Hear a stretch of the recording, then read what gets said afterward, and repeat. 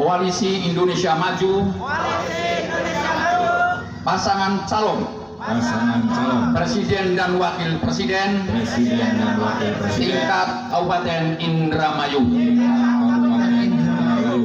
Kami pengurus tim kampanye daerah Prabowo Gibran Kabupaten Indramayu beserta relawan dan elemen pendukung lainnya berjanji akan berjuang dengan sekuat tenaga untuk memenangkan Prabowo Gibran menang satu putaran dengan target 70%. Indramayu 23 Desember 2023. Bila terpercaya, Assalamualaikum warahmatullahi wabarakatuh. Untuk menyerahkan surat mandat atas SK tim kampanye daerah Kabupaten Indramayu untuk diserahkan kepada Ketua tim kampanye daerah Kabupaten Indramayu.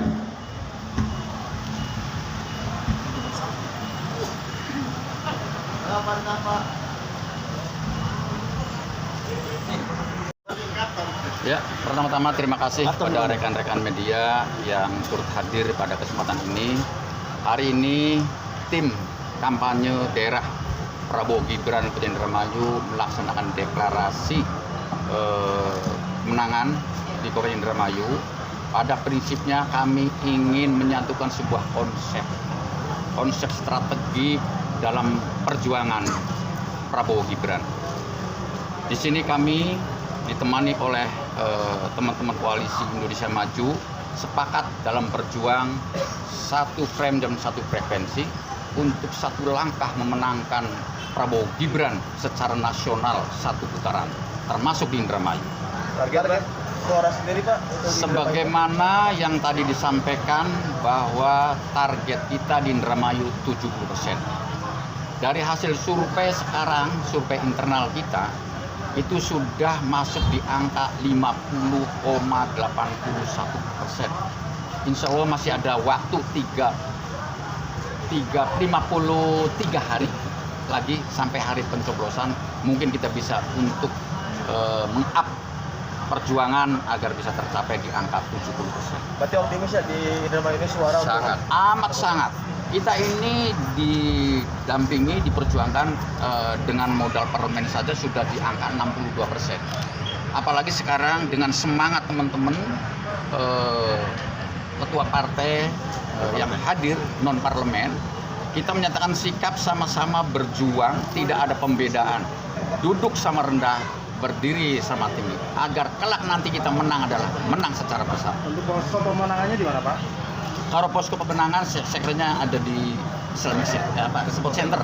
Tadi ada tanda-tanda alam katanya menyebutkan Prabowo bakal jadi presiden. Oh iya, gimana? itu penting lah, maka untuk kita menjadi pedoman kita ya. Apa tuh tanda-tanda alam yang tadi?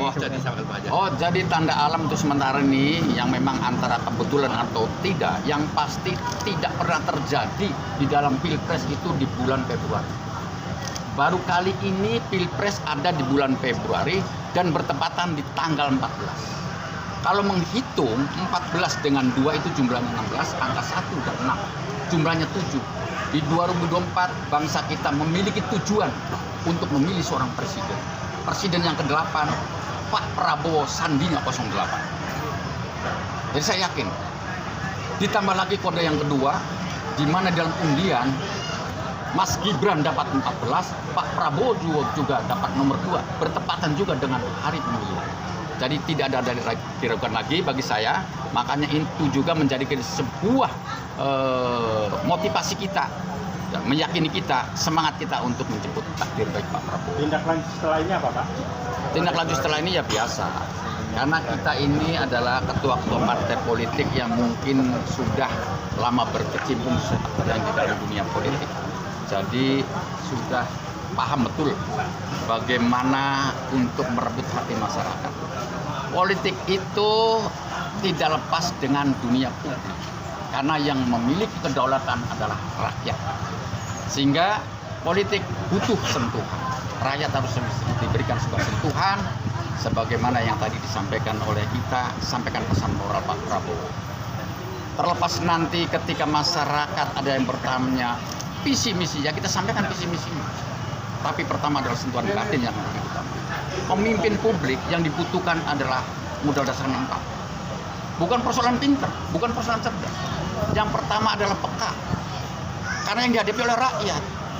Persoalan rakyat itu universal.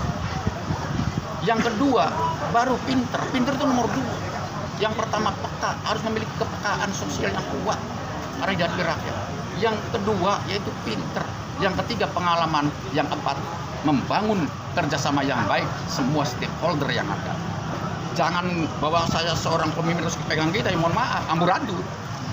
Pasti amburadul. Bukan Papua. Walaupun dalam kurun waktu 1 minggu atau setengah bulan ke belakang itu diragukan keberadaan, bahkan ada Gibran takut menghadapi, tapi pembuktian semalam hanya satu cawapres yang memiliki konsep kuat dan terkonsep dengan baik, termasuk terintegrasi dalam membangun untuk menuju Indonesia maju dan Indonesia bersih 2045. Untuk datang ke Indramayu, bagaimana harapan Bapak Indramayu supaya Insya Allah waktu masih ada. Rencana kami juga akan terus berupaya untuk mengundang paslon ini di antara capres atau cawapres untuk bisa ada di Indramayu. Karena kita juga butuh sosok mereka agar masyarakat Indramayu lebih yakin dan lebih yakin. Legendir katanya mau diacak orang.